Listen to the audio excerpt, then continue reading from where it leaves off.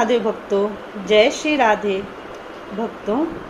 आज इस वीडियो में मैं माधुरी आप सबकी फ्रेंड आप सबके साथ शेयर करने जा रही हूँ कि हम सभी देवोत्थान जो कि कार्तिक शुक्ल पक्ष में एकादशी तिथि आती है उसका व्रत किस दिन करेंगे और पारण समय क्या होगा और एकादशी व्रत का महात्म्य भी हम सब श्रवण करेंगे। आप सबको पता है कि ऐसे तो सभी एकादशियों का बहुत महत्व होता है। टोटल 24 एकादशी होती हैं और जब अधिक मास होता है तो 2 एकादशी बढ़ जाती हैं, मीन्स टोटल 26 एकादशी एक साल में हो जाती हैं। उसमें भी जो मेन 2 एकादशी होती है जिसका व्रत हम सभी मोस्टली करते हैं, एक तो होती है देवशयनी आषाढ़ शुक्ल पक्ष में जो एकादशी आती है जब से चातुर्मास स्टार्ट होता है, और दूसरी एकादशी जो सबसे बड़ी एकादशी मानी जाती है वो है देवोत्थान कार्तिक शुक्ल पक्ष में जो एकादशी आती है। इस दिन प्रभु जागते हैं क्योंकि आषाढ़ी एकादशी दिन प्रभु सो जाते हैं, 4 महीने के लिए शयन करते हैं। अब प्रभु जागने वाले हैं और हम सभी एकादशी का व्रत करते हैं। और इसी दिन तुलसी माता का विवाह भी प्रभु के साथ हुआ था और कुछ जगह पर लोग द्वादशी तिथि को भी तुलसी माता का विवाह सेलिब्रेट करते हैं। फ्रेंड्स, इस वर्ष एकादशी तिथि 2 दिन है। एकादशी तिथि संडे के दिन रविवार के दिन 14 नवंबर 2021 को सुबह 5:48 पे स्टार्ट हो जाएगी और जो एकादशी तिथि का समापन है एंड होगी एकादशी तिथि 15 नवंबर दिन मंडे का होगा 6:39 AM को। अब आप सब कंफ्यूज हैं कि इस दिन हमें व्रत किस दिन करना है। देखिए, एकादशी तिथि का व्रत ना हम सभी मंडे 15 नवंबर के दिन करेंगे। इसके पीछे का रीज़न ये होता है क्योंकि सूर्योदय हर शहर में अलग अलग टाइम पे होता है। अब हम सभी भारत में रहते हैं, भारतीय हैं, सनातनी हैं। अब कहीं पर अगर सूर्योदय हो चुका है किसी स्टेट में, इट मीन्स कि उस दिन 10वीं तिथि के साथ में एकादशी लग चुकी है रविवार के दिन। और जैसा मैं हमेशा अपने हर वीडियो में आपको बताती हूँ कि 10वीं एकादशी का व्रत नहीं करना चाहिए, उसका पुण्य हमें प्राप्त नहीं होता है। तो हम सभी इन शॉर्ट एकादशी का व्रत मंडे 15 नवंबर को करेंगे। अब जो पारण का समय होगा ना वो होगा नेक्स्ट दिन 16 नवंबर ट्यूसडे को 6:46 AM से 8:01 तक। जी हाँ, इस अवधि में आपको पारण करना है। एक बात फ्रेंड्स, ये जो पारण का समय है ना ये मुंबई वालों के लिए है। अगर आपको आपके शहर का पारण समय चाहिए तो आप कमेंट बॉक्स में अपने शहर का नाम लिख दें, मैं आपको पारण समय बता दूंगी। या फिर आप मुझे मेरे व्हाट्सएप पे भी मैसेज कर सकते हैं। मेरा व्हाट्सएप नंबर है 8691873745। जी हाँ, आप मुझे यहाँ व्हाट्सएप करें अपना शहर का नाम, मैं आपको आपका शहर का पारण समय बता दूंगी। फ्रेंड्स, एकादशी तिथि 2 दिन है, इसलिए अगर आप प्रभु के बहुत बड़े भक्त हैं तो आप क्या करेंगे।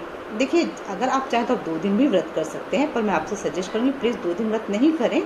आप सिर्फ मंडे के दिन व्रत करें और संडे के दिन आप लोग नॉनवेज नहीं खाएंगे और साथ में ऑनियन, गार्लिक और राइस भी नहीं खाएंगे। मीन्स जो सारी चीज़ें हम अवॉइड करते हैं ना 10वीं तिथि के दिन, वो सभी चीज़ें आपको अवॉइड करनी है संडे के दिन, और मंडे के दिन आप सभी को फास्ट करना है। चलिए अब हम एकादशी कथा श्रवण करते हैं। उसके पहले एक और टिप, आप सभी को चाहिए कि एकादशी वाले दिन आंवले के पानी से स्नान किया करें। जी हाँ, आंवले के पानी से स्नान करने से ना हमारे किए हुए पाप नष्ट हो जाते हैं। कितना इजी टिप है ना, इसको जरूर फॉलो करें आप सभी। चलिए अब कथा श्रवण करते हैं। भक्तों, हम सभी एकादशी की कथा श्रवण करें उसके पहले श्रवण करने से क्या पुण्य की प्राप्ति होती है मैं वो भी आपको बता दूं। जो कोई भी भक्त देवोत्थान एकादशी का महात्म्य श्रवण करते हैं उन्हें अनेक गौदान का फल मिलता है, तथा आप में से जो भी भक्त व्रत धारण करते हैं प्रबोधिनी देवोत्थान एकादशी का, उन्हें 1 सहस्त्र अश्वमेध यज्ञ तथा 100 राजसू यज्ञ के फल मिलता है। तो फ्रेंड्स, चलिए हम सभी कथा श्रवण करते हैं। यहाँ पे कथा जो है वो ब्रह्मा जी सुना रहे हैं अपने पुत्र नारद जी को। ब्रह्मा जी बोले, हे मुनिश्रेष्ठ, अब आप पापों को नष्ट करने वाली तथा पुण्य और मुक्ति को देने वाली प्रबोधिनी एकादशी का महात्म्य सुनिए। भागीरथी, गंगा तथा तीर्थ, नदी, समुद्र आदि तभी तक फल देते हैं जब तक प्रबोधिनी एकादशी नहीं आती। कार्तिक मास की शुक्ल पक्ष की प्रबोधिनी एकादशी के व्रत के फल 1 सहस्त्र अश्वमेध यज्ञ तथा 100 राजसू यज्ञ के फल के बराबर होता है। नारद जी ने पूछा, हे पिताजी, यह संध्या को भोजन करने से, रात्रि में भोजन करने से तथा पूरे दिन उपवास करने से क्या क्या फल मिलता है, उसे आप समझाइए। ब्रह्मा जी बोले, हे नारद, एक संध्या को भोजन करने से 1 जन्म का, रात्रि में भोजन करने से 2 जन्म का तथा पूरे दिन उपवास करने से 7 जन्म के पाप नष्ट हो जाते हैं। प्रबोधिनी एकादशी के व्रत के प्रभाव से सुमेरु पर्वत के समान कठिन पाप क्षण मात्र में ही नष्ट हो जाते हैं। अनेकों पूर्व जन्म के किए हुए बुरे कर्मों को यह प्रबोधिनी एकादशी का व्रत क्षण भर में नष्ट कर देता है। जो मनुष्य अपने स्वभाव अनुसार इस प्रबोधिनी एकादशी का विधि पूर्वक व्रत करते हैं, उन्हें पूर्ण फल प्राप्त होता है। हे मुनीश्वर, जो मनुष्य श्रद्धा पूर्वक थोड़ा भी पुण्य करते हैं, उनका वह पुण्य पर्वत के समान अटल हो जाता है। जो मनुष्य हृदय के अंदर ही ऐसा ध्यान करते हैं कि प्रबोधिनी एकादशी का व्रत करूंगा, उनके 100 जन्म के पाप नष्ट हो जाते हैं। जो मनुष्य प्रबोधिनी एकादशी के दिन रात्रि को जागरण करते हैं, उनकी बीती हुई तथा आने वाली 10,000 पीढ़ियां विष्णु लोक में जाकर निवास करती हैं और नरक में अनेक दुखों को भोगते हुए पितृ विष्णु लोक में जाकर सुख भोगते हैं। ब्रह्म हत्या आदि महान पाप भी प्रबोधिनी एकादशी का व्रत करने से धुल जाते हैं। एकादशी के दिन रात्रि को जागरण करने का फल अश्वमेध आदि के यज्ञों के फल से अधिक होता है। समस्त तीर्थों में जाने तथा गौ, स्वर्ण, भूमि आदि के दान का फल कार्तिक मास की शुक्ल पक्ष की प्रबोधिनी एकादशी के रात्रि के जागरण के फल के बराबर होता है। इस संसार में जितने भी तीर्थ हैं तथा जितने भी तीर्थों की आशा की जा सकती है, वह सब प्रबोधिनी एकादशी का व्रत करने वाले के घर में रहते हैं। जो मनुष्य इस एकादशी के व्रत को करता है, वह योगी, तपस्वी तथा इंद्रियों को जीतने वाला होता है, क्योंकि वह एकादशी भगवान विष्णु को अत्यंत प्रिय है। इसके व्रत के प्रभाव से कामिका, वाचिका और मानसिक पाप नष्ट हो जाते हैं। इस एकादशी के दिन जो भगवान की प्राप्ति के लिए दान, तप, होम, यज्ञ आदि करते हैं, उन्हें अक्षय पुण्य मिलता है। प्रबोधिनी एकादशी के दिन भगवान की पूजा करने से बाल, यौवन और वृद्धावस्था के समस्त पाप नष्ट हो जाते हैं। इस एकादशी की रात्रि को जागरण करने का फल चंद्र सूर्य ग्रहण के समय स्नान करने के फल से सहस्त्र गुना अधिक होता है। मनुष्य जन्म से लेकर जो पुण्य करता है, वह पुण्य प्रबोधिनी एकादशी के व्रत के पुण्य के सामने व्यर्थ है। इसलिए हे नारद, तुमको भी विधि पूर्वक विष्णु भगवान की पूजा करनी चाहिए।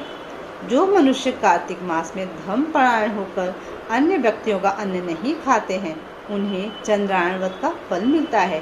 कार्तिक मास में भगवान दान आदि से उतने प्रसन्न नहीं होते जितने कि शास्त्रों की कथा सुनने से होते हैं। कार्तिक मास में जो मनुष्य भगवान की कथा को थोड़ा बहुत पढ़ते या सुनते हैं, उन्हें 100 गोदान के फल मिलता है। मनुष्य अपने कल्याण के लिए विष्णु भगवान की कथा सुनते हैं, वे अपने कुटुंब का उद्धार करके 1 सहस्त्र गोदान का फल पाते हैं। जो मनुष्य प्रबोधिनी एकादशी के दिन विष्णु की कथा सुनते हैं, उन्हें 7 दीपों के दान का फल मिलता है। जो विष्णु की भक्ति पूर्वक कथा सुनते हैं, कथा बाँचने वाले ब्राह्मण की यथाचित पूजा करते हैं तथा उसे संतुष्ट करते हैं, वे उत्तम लोक को जाते हैं। इस पर नारद जी बोले कि हे ब्रह्मा जी, अब आप एकादशी के व्रत का विधान कहिए और कैसा व्रत करने से कौन सा पुण्य मिलता है, वह भी समझाइए। ब्रह्मा जी बोले कि हे नारद, इस एकादशी के दिन मनुष्य को ब्रह्म मुहूर्त में उठना चाहिए और नदी, तालाब, कुआं आदि पर स्नान करके व्रत का नियम ग्रहण करना चाहिए। उस समय भगवान से विनय करनी चाहिए कि हे भगवान, आज मैं निराहार रहूंगा और दूसरे दिन भोजन करूंगा, इसलिए आप मेरी रक्षा करें। इस प्रकार विनय करके भगवान की पूजा करनी चाहिए। उस रात्रि को भगवान के समीप गीत्य, नृत्य, बाजे तथा कथा आदि से व्यतीत करनी चाहिए। प्रबोधिनी एकादशी के दिन कृपणता को त्याग कर बहुत से पुष्प, फल, अगर, धूप आदि से भगवान की आराधना करनी चाहिए। संग के जल से भगवान को अर्घ्य देना चाहिए। इसका समस्त तीर्थ दान आदि से करोड़ों गुना फल अधिक होता है। जो मनुष्य पुष्प से भगवान की पूजा करते हैं उनके सामने इंद्र भी हाथ जोड़ता है। कार्तिक मास में जो बिल्व पत्र से भगवान की पूजा करते हैं उन्हें अंत में मुक्ति मिलती है। कार्तिक मास में जो मनुष्य तुलसी जी से भगवान की पूजा करते हैं उसके 10,000 जन्म के पाप नष्ट हो जाते हैं। जो मनुष्य इस मास में श्री तुलसी जी के दर्शन करते हैं या छूते हैं या ध्यान करते हैं या रोपण अथवा सेवा करते हैं वे 1000 कोटि युग तक भगवान के घर में रहते हैं। समस्त मनोकामनाओं को पूरा करने वाले भगवान कदम पुष्प को देखकर अत्यंत प्रसन्न होते हैं। यदि उनकी कदम पुष्प पूजा की जाए तो यमराज के दुख को कोई नहीं पाता है। जो गुलाब के पुष्प से भगवान की पूजा करते हैं उन्हें मुक्ति मिलती है। जो मनुष्य बकुल और अशोक के फूलों से भगवान की पूजा करते हैं वे अत्यंत काल तक शोक से रहित होते हैं। जो मनुष्य भगवान विष्णु के सफेद और लाल कनेर के फूलों से पूजा करते हैं उन पर भगवान अत्यंत प्रसन्न होते हैं। जो मनुष्य विष्णु भगवान की पूजा दुर्वा दल से करते हैं वे पूजा के फल से 100 गुना फल अधिक पाते हैं।